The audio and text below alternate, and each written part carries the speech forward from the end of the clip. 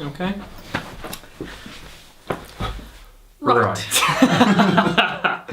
So, reintroduce yourself. We'll have to redo everything. I'm Joe. I'm Mike. And today we reviewed Tango and Cash. After much deliberation, it has to be said. Too many films to choose from. Yeah, we could have picked some stone cold classics. But neither of us had seen Tango and Cash, so we thought it'd be a good idea. And I enjoyed it. Yeah, I think it's fair to say that we both really enjoyed it. And I think, more than that, it caught us unawares. It was very different from what we were expecting it to be.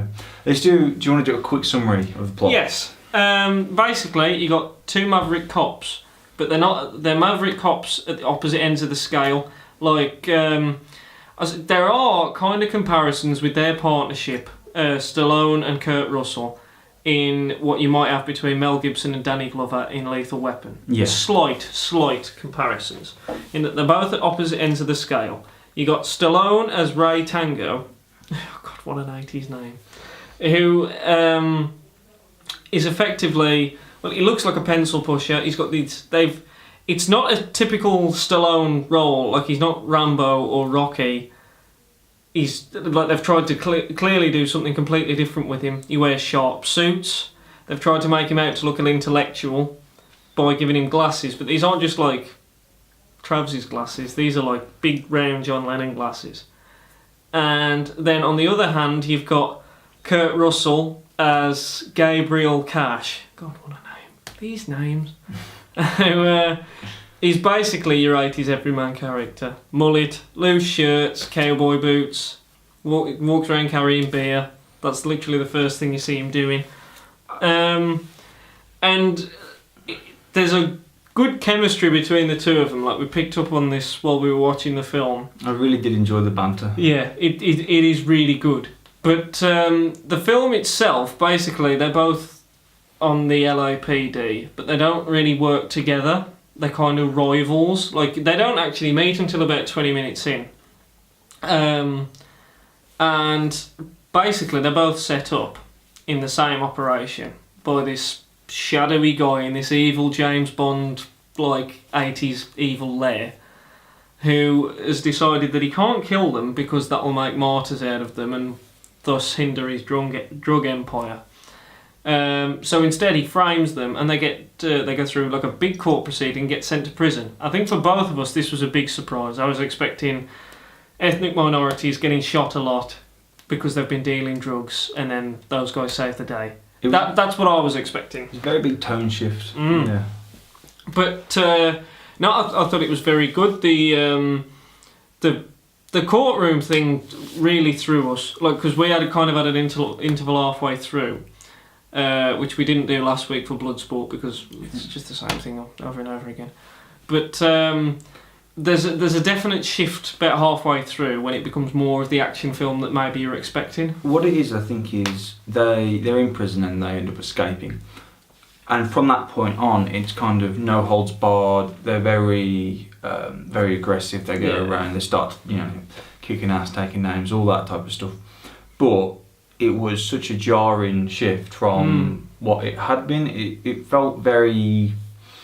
It was a big build-up to the actual film you were expecting. Yeah, it was a cop drama, and then it became your typical action film.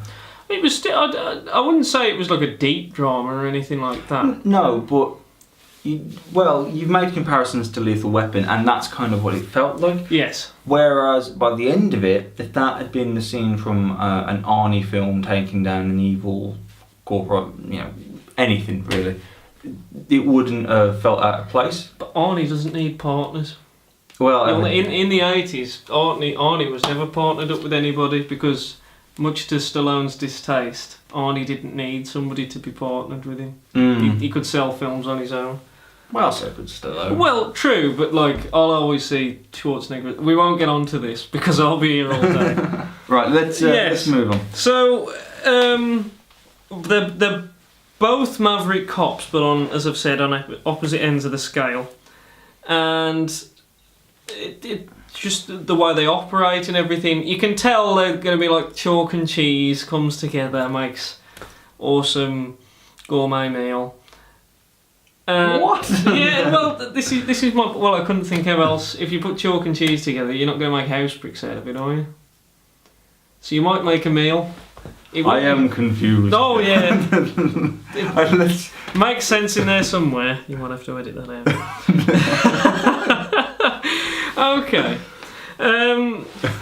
So yeah, it's very much a film of two parts. The bad guys are interesting. There's one guy in particular with an awful Cockney accent. The ginger ponytail guy. Yeah.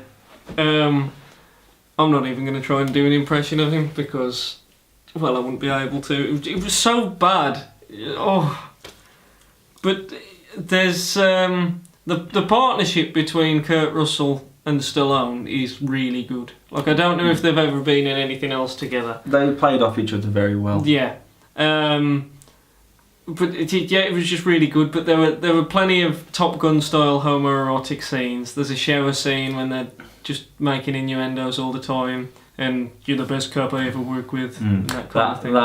That ending high five freeze frame. It's the thing is, literally they've beaten the bad guys by 2 minutes, and like they're lying in this ditch with Teri Hatcher, and Kurt Russell's been shot through the arm, and then they go up for this high five, and it's a bit like in Predator when when Schwarzenegger, I've mentioned him again, and Carl Weathers do that like high five and hold it.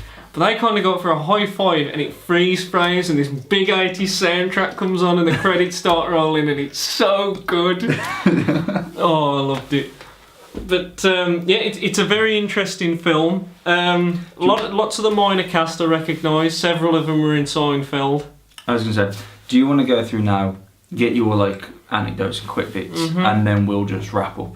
Yeah, I think I've mentioned pretty much everything except for Kurt Russell in drag, which was something to behold. Oh yeah, like we were saying before as well, like he has a bit of a feminine look to him with the hair, and he's got these big blue eyes. Evidently, we weren't the only ones to spot that. Yeah, because well, it's his escape plan involves dressing up as a lady of the night, let's say, yes, and walking out through the police. In fact, even almost hitting on them.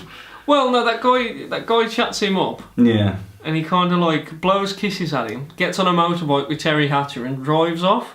Dykes on bikes, I believe, was the phrase. Yeah, that's what the police used. Yeah. There was one pun in particular that stood out as well. Yes. It was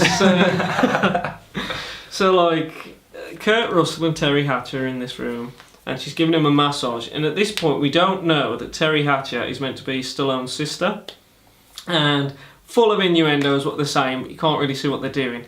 And then Stallone sees this guy in the window, runs like full pelt at him, and like smashes through this screen door and knocks this guy over. And I quote, and he says, "Is this the way you screen all your guests?" Ooh. After being hit through a screen door, it was we had to stop for that one. It was fantastic.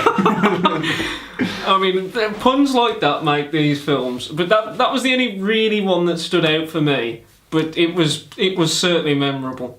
Yeah. So shall we wrap up? Yeah. Final thoughts? Well worth a watch. Absolutely. I will watch it again. Not soon, obviously, but there are sequels, aren't there? There might be. Or if there are... Well, we might be back with those sequels. But it's a very, very interesting film. It's not what you'd expect. If you're expecting people to just shoot the hell out of each other for 2 hours, it's not like that at all. You've got plenty of fist fights and things going on. But your main big action scene is the last half hour. Like, they've got this ridiculously big bus, which they just use to kill people. It's an RV with a minigun on the side and it's bulletproof. Make of that what you will. Yeah, I must say, I did really enjoy the film. I thought that it caught me unawares at the beginning. Wasn't what I was expecting at all. But I definitely liked the film more for that, for, you know, surprising me. The last little bit was a bit too generic and I felt a little bit let down. but still it didn't take away from the film, and I would definitely recommend it. Yeah, well worth a watch. So, Hope you like the video. yes, and stay tuned because we'll probably have more for you.